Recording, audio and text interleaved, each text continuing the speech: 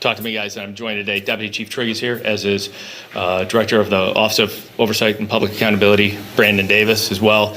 And what I wanted to do is give you a brief overview of the information that we have right now about an officer-involved shooting last night that unfortunately led to the death of a 38-year-old man. Not identifying him yet. In fact, that'll be a role for the Michigan State Police, who are investigating this shooting. We're going to share with you some body-worn camera today, some in-car camera. What I'm not going to do, as you all probably know by now, is I'm not going to come to a conclusion of law or policy today, but after we roll through and show you some of the information that the Grand Rapids Police Department has, I'll answer whatever questions I am able to do for you. So we'll start this out.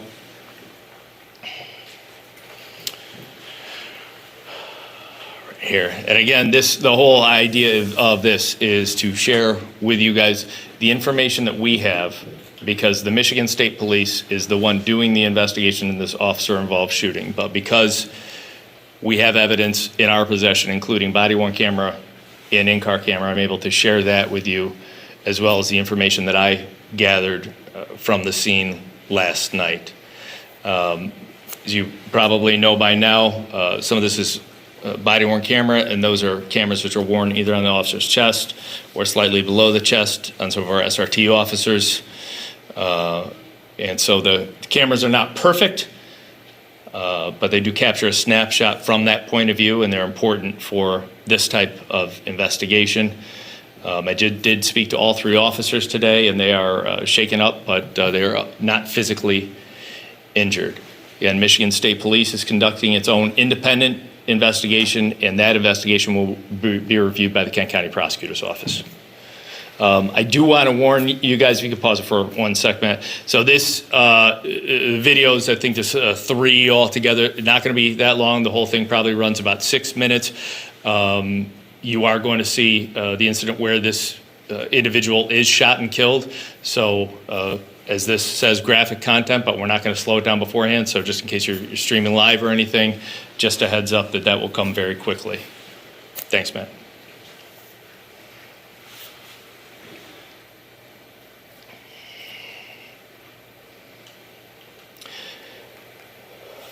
We received 2 separate calls on this. One actually from an area ambulance, which was leaving Trinity Hospital, and the other one we have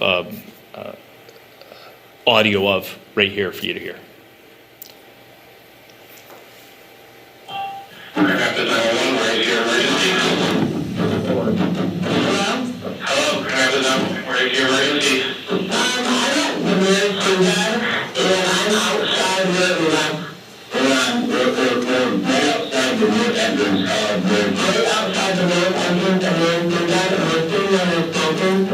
And 2 guys to clean up on food and screaming saying that somebody has a gun. And he's like, they're in here, and they're there, and the food is walking like they're just walking in circles. This is near Jefferson, Wilkie. Jefferson, Wilkie? I'm not doing it. Yeah.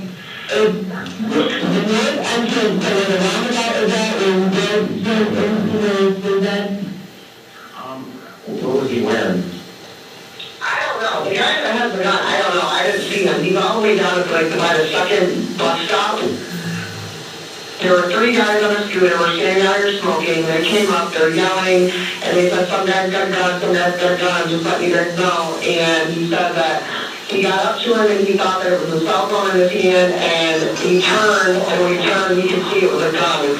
And he's got like in his hand holding it down like to the ground, and walking in circles. Okay. So we're right there at the roundabout, at the north entrance, by Mary Free Bed, and then there was that first bus stop, and he's right past that.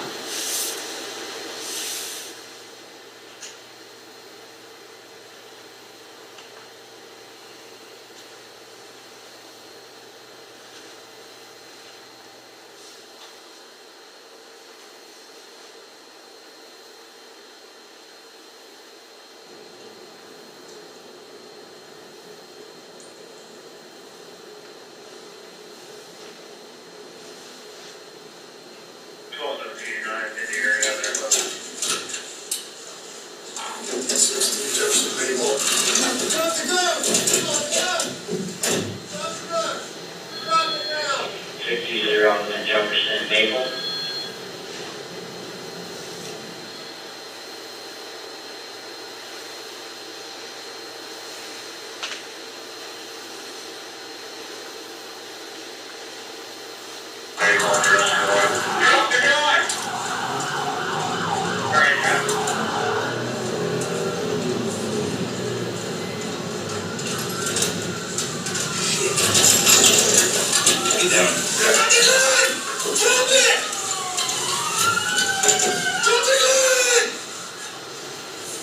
Is that good?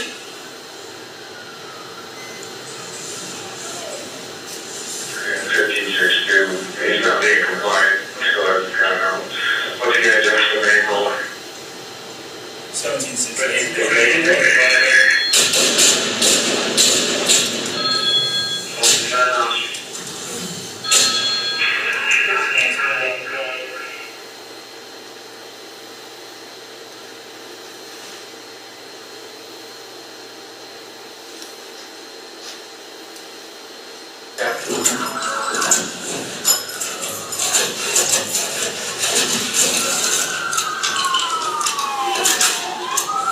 Hey, is that good?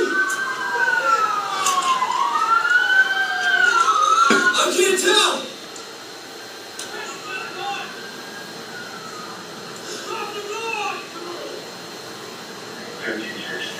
He's not being compliant, so I don't know. What's he gonna do for the vehicle? Hey,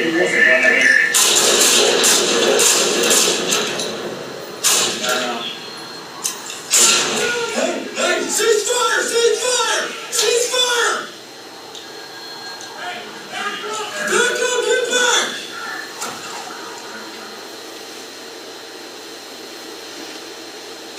As always, so this was out, obviously, about 10:45 last night in public. If anybody does have information to share with us, please call either the Michigan State Police. You can call the Grand Rapids Police. We'll get that information to them, but also Silent Observe if you'd like to remain anonymous.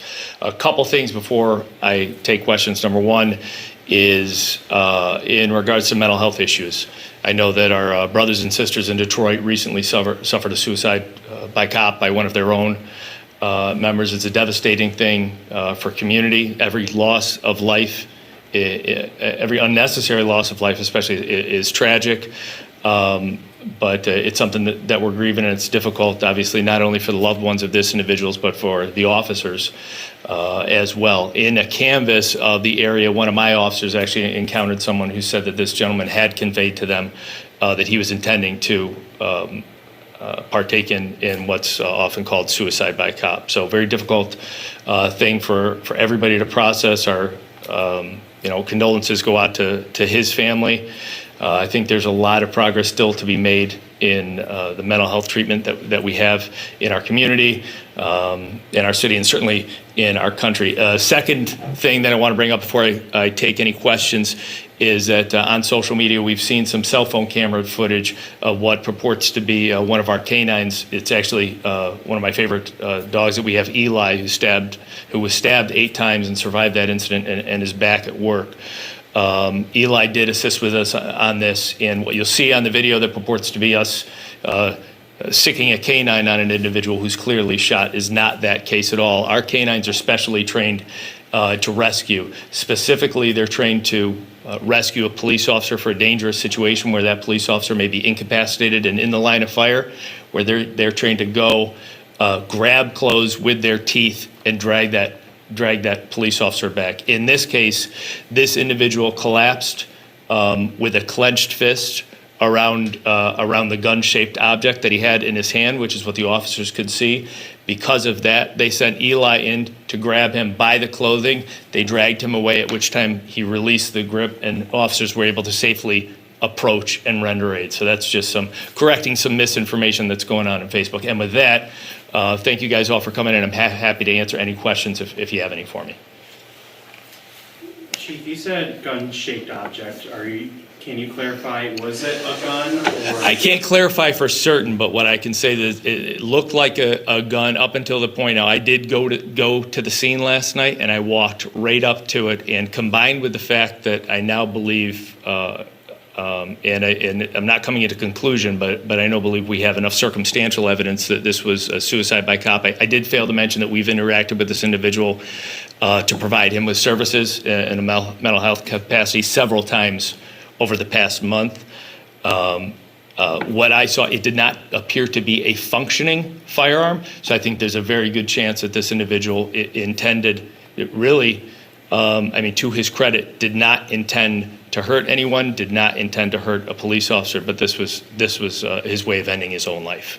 Yeah, but that information, what that object was, whether it was, and as I told my officers back in my younger days when I was still a road patrol officers, I've encountered objects which I did not think were firearms and turned out to be firearms. So I still could be proven wrong, but from the distance that I looked from here to you, it was a gun.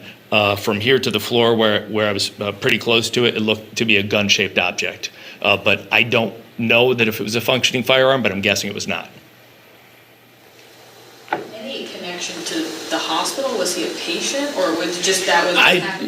So my understanding is that there was likely a past connection to the hospital, and I'm sure that as the Michigan State Police continue in their investigation, they're going to look to see if this was part of his cry for help, or if he tried to make his way into the hospital. I know there's some previous relationship.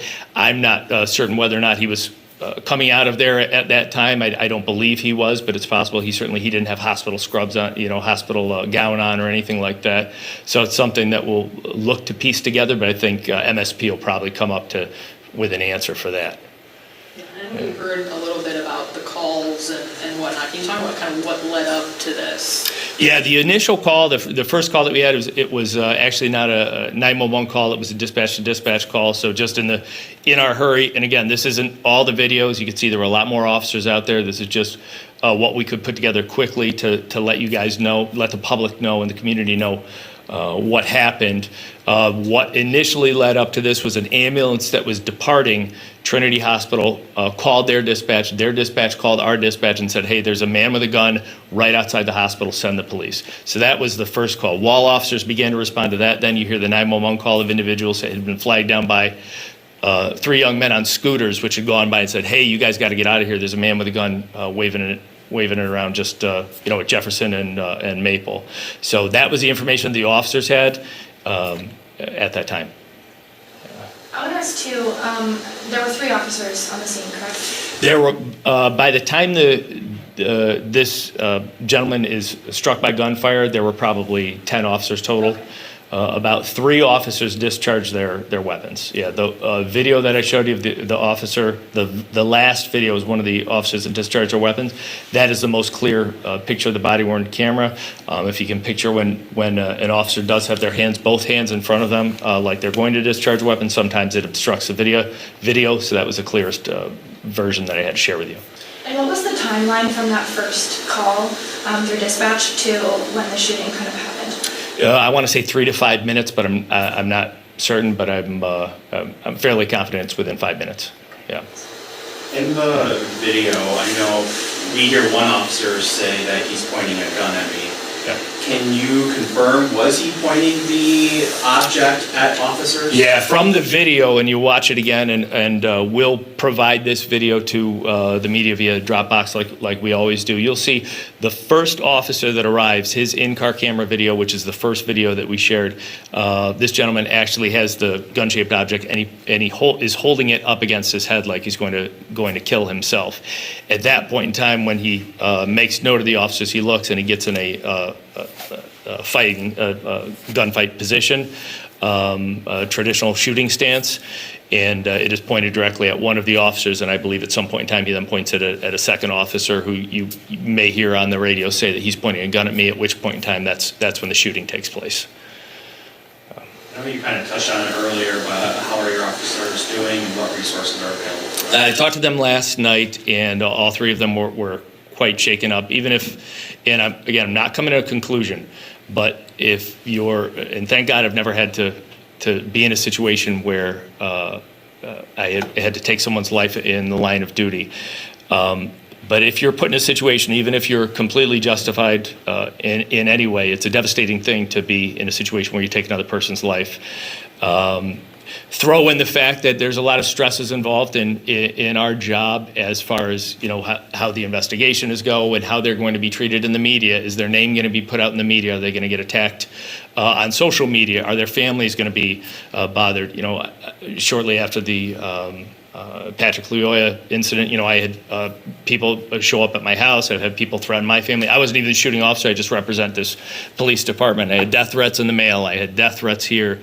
Very unsettling things. And officers know that wherever it is, including death threats really from across the country. I heard from people in California, don't know anything about me, were sending me, all the ways that I should end my life. So, is a lot of stresses that you don't think about unless you're a police officer when you're in one of these situations. Add that to the fact that you were just part of a situation where you took someone's life, and it's really difficult to process emotionally. I'm very thankful that they are physically okay, as far as they don't have any bullet holes in them. They're not, no broken bones, et cetera, but they were shaken up last night. I did talk to them today.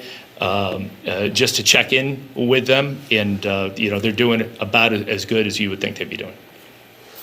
Can you talk about this concept of suicide by cop? For people watching, might not really understand that. I mean, you kind of said it, and we saw it in Detroit. It's kind of happened. So. Yeah, as police tactics, I think more and more, whether it's through television, the media, social media, and just the ubiquity of cell phone video, surveillance video. In our culture, over the years, suicide by cop has been something that, if you have an interest in police procedure, you can see what steps are the police going to take in most situations. And unfortunately, we do see instances like that, and this is not the first incident like this since I've been here, but it's the first one that's come to fruition in this tragic way. And I just want to step back and say that you'll notice that the first officer immediately he took cover. So the first officer whose in-car camera you see did not engage in gunfire. He was the first one there. He's immediately drawn down on. He took fire and was actually in a safe, relatively safe place unless the individual advanced behind his cruiser. That's changed tactically throughout the years. If you think back to 2014 when there's a 12-year-old child named Tamir Rice who was killed in Cleveland, Ohio. Tamir was a child. He was playing with a toy gun in a park in a similar situation where neighbors had called and said, hey, I think this kid's got a gun. I think they even said it might be a toy. But the police tactic that the Cleveland police used were drive up as soon as possible and interact with that. And that resulted in the police officers pulling up and actually shooting outside their window and killing a 12-year-old boy who was playing with a toy gun. So as you see, total different set of tactics here. The tactics of policing as a profession have changed just in the 10 years since Tamir was killed. So it's different. You hear many times I'm saying over and over, drop the gun, drop the gun. So different process. But if you are a student of police procedure, you can look to these sort of incidents, whether it's a suicide by cop or just an officer-involved shooting, and say, what steps did this individual take? I'm gonna imitate that person, and I think the police officers are gonna be in fear of their life and gonna shoot me. And unfortunately, that appears to be what took place last night. Were you able to speak with the family of this victim in any way? I certainly intend to do so in the future. If they reach out to me, I would love to have them here and love to talk to them and grieve with them. However, at this point in time, as MSP is the lead, I'm not going to get involved in their investigation, and I'm not going to muddy it in any way by having that connection, but I hope that in the very near future I will be able to make that connection. What's their involvement into the investigation? Are they investigating what led up to it as well, or are they just specifically focusing on the shooting? Yeah, so here's how it works is, I got the call last night probably about 10:50 or so, and by the time I arrived, there was already a sergeant from the Michigan State Police there. I stayed on scene for about an hour, and by the time I left, there were probably 6 troopers there. There was a lieutenant, several sergeants and detectives, and really as soon as they have a presence, they start taking over everything. It was their forensic team that came to collect all the forensic evidence. They're going to be doing the interviews of police officers, of witnesses. They're going to be the conduit to the family and have those difficult but important conversations with the family.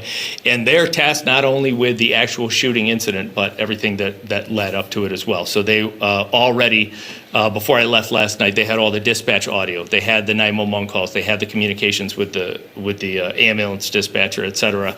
They have all our CAD. So they have an entire story to go through, because it's important that the prosecutor be able to be given everything once they're ready to have it reviewed by the Kent County prosecutor.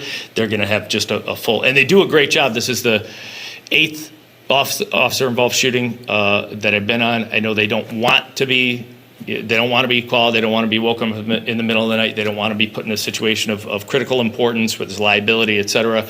But they do know how important it is to every agency that they do this for, to maintain the integrity of the investigation. They do a phenomenal job. Like I said, this is number 8 for them. I've been very happy with the professionalism that they've shown, the excellence of their work, and I see that continuing. So I am very grateful that we still have this relationship with the Michigan State Police, but they keep it separate.